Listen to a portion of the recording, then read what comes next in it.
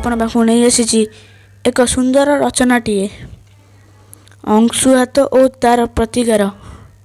ଏବେ ବହୁତ ଲୋକଙ୍କର ଅଂଶୁଘାତ ହେଉଛି, ଅଧା ଲୋକଙ୍କର ମୃତ୍ୟୁବରଣ ବି ହେଉଛି।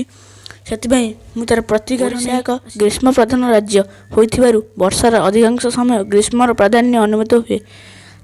ସାଧାରଣତଃ ବୈଶାଖ ଜ୍ୟେଷ୍ଠ ମାସରେ ପ୍ରଚଣ୍ଡ ଗ୍ରୀଷ୍ମ ତାପ ଅନୁଭୂତ ହୁଏ। ଗ୍ରୀଷ୍ମ ଋତୁରେ ପ୍ରବଳ ଖରା ଓ ଗରମ ପବନ ପାଇଁ ଅଂଶୁଘାତ ବା ସନଷ୍ଟ୍ରୋକ୍ ହେବାର ସମ୍ଭାବନା ଥାଏ। ମନୁଷ୍ୟ, ପଶୁପକ୍ଷୀ, ଜୀବଜନ୍ତୁ ଉତ୍ତାପ ସହି ନ ପାରି ମୃତ୍ୟୁବରଣ କରନ୍ତି।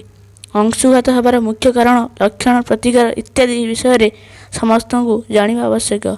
ଅଂଶୁଘାତର କାରଣ ଓ ଲକ୍ଷଣ। ଅଂଶୁଘାତର ମୁଖ୍ୟ କାରଣ ହେଲା ସୂର୍ଯ୍ୟରଶ୍ମିର ଉତ୍ତାପ ବୃଦ୍ଧି, ଜଙ୍ଗଲ କ୍ଷୟ, କଳକାରଖାନା ଓ ଯାନବାହନର ବିଷାକ୍ତ ଗ୍ୟାସ୍ ଓ ଧୂଆଁ ଏହି ଉତ୍ତାପ ବୃଦ୍ଧିର ପ୍ରମୁଖ କାରଣ।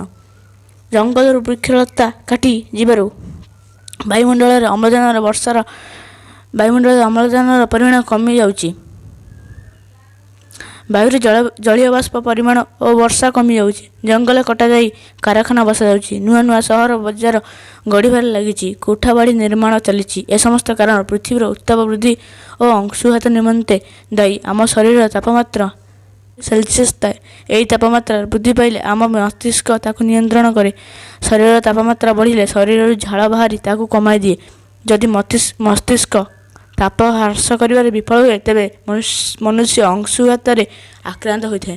ଅଂଶୁଘାତର ମୁଖ୍ୟ ଲକ୍ଷଣ ଗୁଡ଼ିକ ହେଲା ପ୍ରବଳ ଝାଳ ବୋହିବା, ମୁଣ୍ଡ ବୁଲାଇବା, ବାନ୍ତି ହେବା, ଅତ୍ୟଧିକ ଜ୍ୱର ହେବା, ଶ୍ୱାସକ୍ରିୟାରେ ଅସୁବିଧା ହେବା, ହାଲିଆ ଲାଗିବା ଇତ୍ୟାଦି। ଆବଶ୍ୟକ ଚିକିତ୍ସା ଅଭାବରୁ ମୃତ୍ୟୁ ମୁଖରେ ପକାଇଥାଏ। ଅଂଶୁଘାତଠୁ ଦୂରରେ ରହିବା ନିମନ୍ତେ କଠିନ ପରିଶ୍ରମ କରନ୍ତୁ ନାହିଁ। ଖରାବେଳେ ପଦାକୁ ବାହାରନ୍ତୁ ନାହିଁ। ଜରୁରୀ କାର୍ଯ୍ୟରେ ବାହାରକୁ ଯିବାବେଳେ ମୁଣ୍ଡରେ ଓଦା ଗାମୁଛା, ଛତା, ଜୋତା ଓ କଳା ଚଷମା ବ୍ୟବହାର କରନ୍ତୁ। ଘରୁ ବାହାରିବା ଆଗରୁ ଯଥେଷ୍ଟ ପାଣି ପିଅନ୍ତୁ ଓ ସାଥିରେ ଗୋଟିଏ ବୋତଲରେ ପାଣି ନିଅନ୍ତୁ।